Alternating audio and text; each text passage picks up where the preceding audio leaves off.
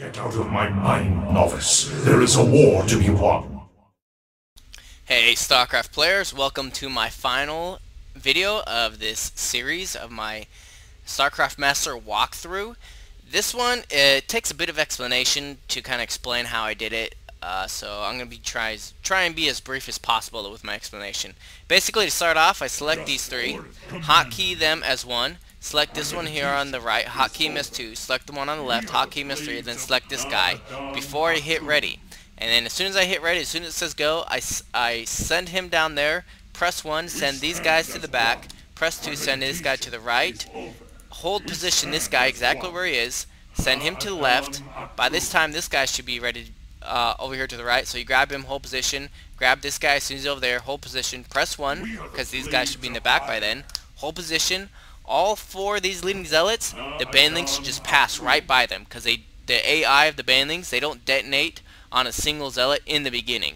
And then these three guys in the back, by the time you get them hold position and get all ready, the banelings should be just about right on top of them, and so you got to spread these guys out in the back as much as possible, and make sure that they're not too close together when the banelings detonate on them, because you don't want the splash damage from the baneling to be damaging multiple zealots at a time, because that way you lose total HP on your zealots, and obviously you're not going to win if you lose too many HP to splash damage from the banelings.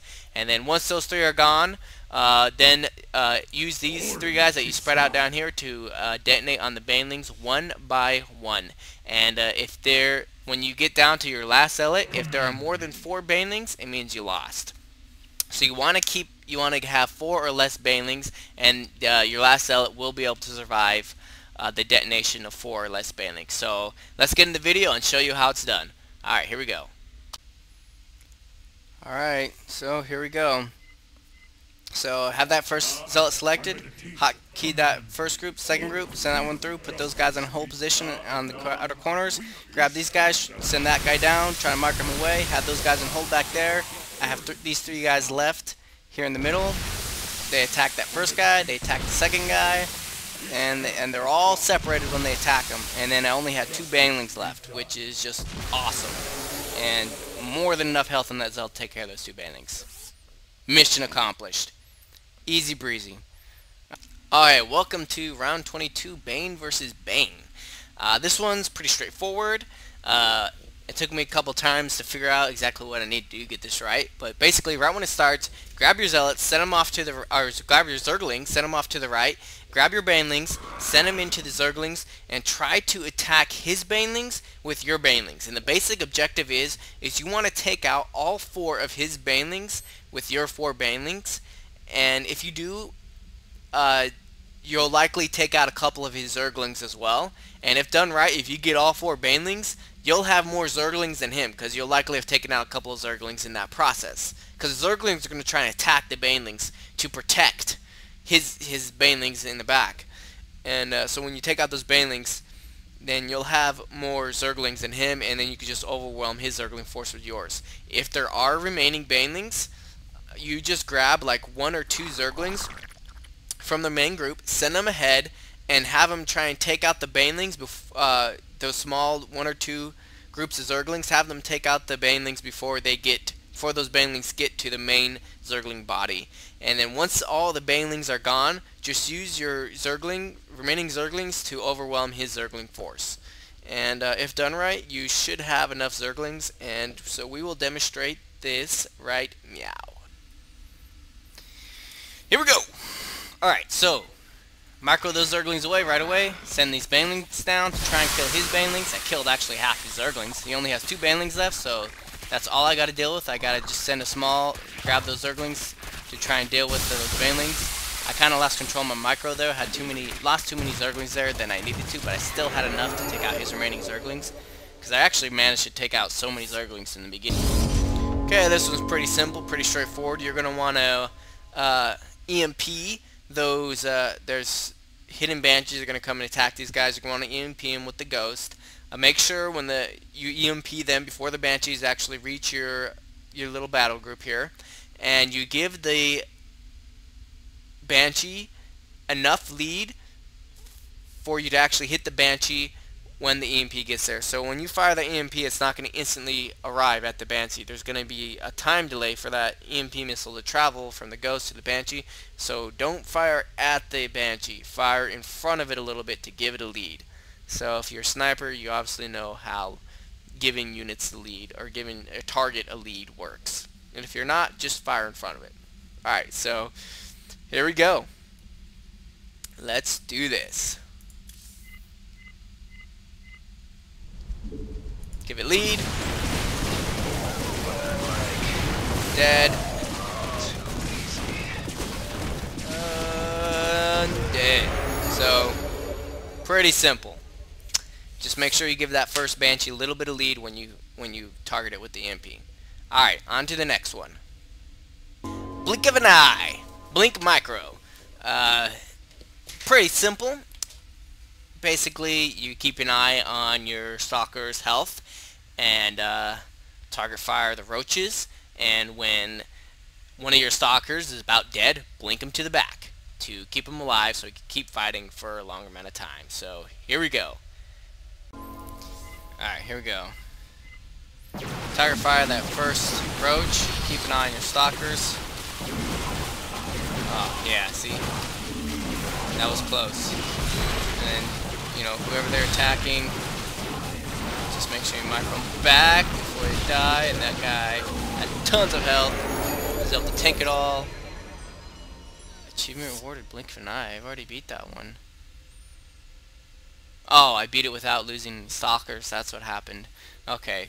So, anyways, yeah, don't after you focus fire the first roach, but don't worry about focus firing after that. Just focus on blinking back your Stalkers as quickly as possible. And as you can see, you'll get an achievement for beating it without losing any Stalkers. So, there you go. Alright, so this one is just basically, it's more like a puzzle than a micro game. And basically on this one, what you got to do is take these guys, feed back these two point defense drones, take these phoenixes, bring them around, bring them outside. So you don't want both of these Vikings to be attacking your phoenixes at the same time. You want to attack those Vikings one at a time. So you want to bring your Vikings out and around, and then basically kill those two Vikings, and then grab lift the siege tanks, merge these into a Archon. Actually, once those are once you feed back those point defense drones, merge your High Templars into Archon right after that, and then send your Phoenixes around to kill those Vikings. So, alright, here we go. Alright, oh, and you want to put these guys in hold position as well. Select them, you shift, feedback, come back, merge them, bring your Vikings around, engage these Vikings one at a time. Make sure your stronger Phoenix engages that Viking first, because you don't want him to attack the weak one. You want them both alive. Graviton. Get ready. As soon as that siege tank drops, grab lift it, grab lift. And there's a time limit too, so you gotta do this within the time limit. And bam, there you go. Mission accomplished. So just follow those steps, don't waste any time, and easy breezy. You'll have it done. So alright, on to number 26. Pretty straightforward. You have a Dark Templar warping in here, you have two siege tanks and a bunch of SCVs. You're gonna use your splash damage to kill that. Basically sacrifice your SCVs by firing your siege tank shells on them, using the splash damage to kill the Dark Templar. Now, make sure you fire on that. Make sure you fire on the SCV the Dark Templar is about to attack, and that you hit the SCV before the Dark Templar kills it. Because if it kills it, obviously the siege tanks aren't gonna fire on it. So, alright, here we go. Pretty straightforward. Keep these siege tanks selected. You watch the little blurb. See, I was late on firing on that one. That's it. 2 shots, he was dead. So, I mean, make sure you hit him, and yeah, just watch where the little blurb is on the screen. You can see it, and hit the SCV next to the Dark Templar, and you'll kill it. No problemo. One of the easier ones. Now, on to number 27. Everyone's favorite. Now, I wish I had some real awesome sound advice that I can give you to help make this one easier, but this one, it takes practice, but there are a few tips. First of all, you have to be patient. Don't engage those Marines directly, and I watched an online video where the player actually used stopped, and I try to use the stop command when microing my Banshee, but it didn't work well for me, because when I use the stop command, sometimes my Banshee would turn around and actually fly towards the Marines to engage them, and she would get too close and start taking damage. So I used the hold command, and basically you micro your Banshee away, and there will be moments when your Banshee stops and doesn't turn around or anything. That's fine. If your Banshee just stops, just keep going. Get further away before the Marines catch up to her. And basically what you want to do is you want to hit hold, and if you hit hold and she turns around right away and fires a missile, that's exactly what you want. And you want to just hit hold and click away from Marines. Hit hold and click away from the Marines. Hit hold and click away from the Marines. If she's too far away, she'll just stop. If she's close enough, she'll turn around and fire a missile, and she'll kind of like, she'll keep the momentum, and she'll be flying backwards while firing that missile. And basically, essentially, you want to be at that sweet spot, which is like the perfect distance from the Marines to where she'll turn around, fire that missile, and be flying backwards and take absolutely no damage. And in the video I'm about to show you, I'll achieve that sweet spot a couple of times, but only a couple of times. But that's fine. Even if she fires a missile and takes a little bit of damage, as long as she's taking a minimal amount of damage per each shot, you should be able to kill all the Marines. And you'll see that at the end of the video, I just end up just shooting the last 3 because I have enough health and I've done enough damage by that point. So, alright, here we go. Alright, so as you can see, basically I'm just clicking back right there. See how I was in the sweet spot? There again. I got a shot off, took no damage. And so if she turns around and fires, that means you're right in that sweet spot and she does damage without taking damage. Again, there you go. You want to get as many shots off like that as possible. But as you can see, I'm clicking away and pressing H, clicking away and pressing H. And at times she'll be right in that sweet spot. Other times she just stops. As you see, she stops. But if she just stops, whatever, just keep going. And just keep going and pressing H, keep going and pressing H. And if she's not in that sweet spot, whatever. That's what I'm saying. You gotta be patient. Just keep going in circles. Keep going in circles. And see, I mean, right now I'm not getting any shots off. And so, I mean, if you have several series where you don't get any shots off, you're gonna have to let those Marines. You have to slow down a bit, let those Marines get a little bit closer, and then start taking shots again. And you know, sometimes you just turn around and not take a shot, whatever. And so basically, you just got to keep doing it until she gets a shot off. And if you're a pro, you'll be able to. I messed up a little bit there. Had a little bit of a delay. If you're a pro, you'll be able to estimate, you know, if those Marines are in that sweet spot or not. But if you're not a pro, like the rest of the StarCraft community, then you're just gonna have to keep pressing. You know, you're just gonna have to keep microing your Banshee away and pressing H until she ends up in that sweet spot. And yeah, and right now I'm down to 5 Marines, and again, just same thing. A lot of times, many failing more times than not, but that's fine. You know, every 10 failed shots, I get a successful one. And as you see there, I mean, she got a shot off, but she took damage, but that's fine. You know, she didn't take that much damage, and she still got a shot off and killed a Marine. And as long as you take a minimal amount of damage, it's fine. And at this point, I realized, wow, 3 shots, they're all dead.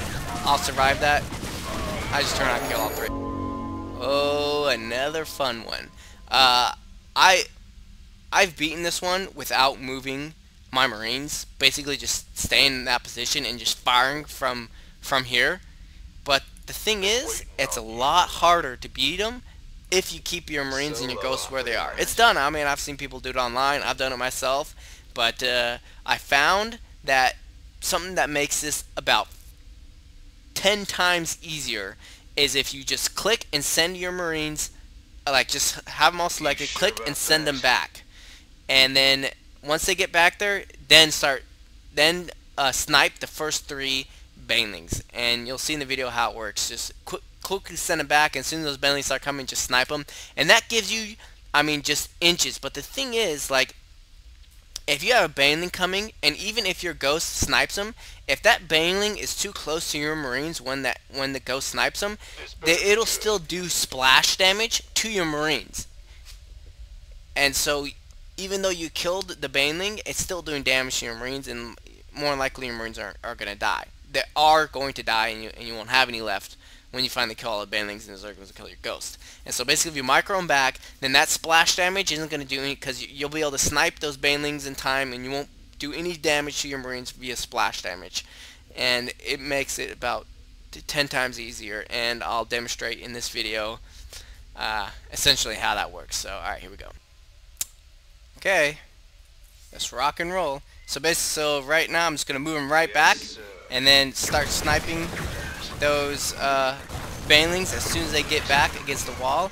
And as you can see, I have enough room now to just take out those banelings at a much more controlled rate, and that splash damage from those banelings isn't doing hardly any damage to my marines as it would be if they were close there. And as you can see, I had like 4 marines left when I finally killed, when I only had the Zerglings left to deal with them.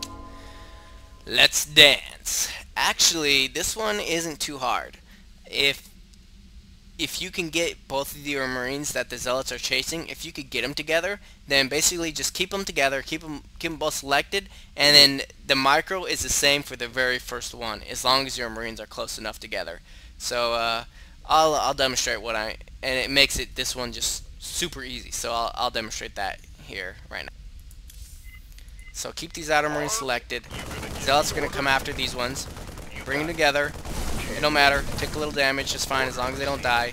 And then there, just keep them together. And then just micro them like that. And then just use that one marine. And obviously you don't want them to catch up. And just use that one marine to shoot at the 2 zealots. As soon as he kills one of them, then it's going to get about 10 times easier. And yeah, there we go. Hey, keep fighting.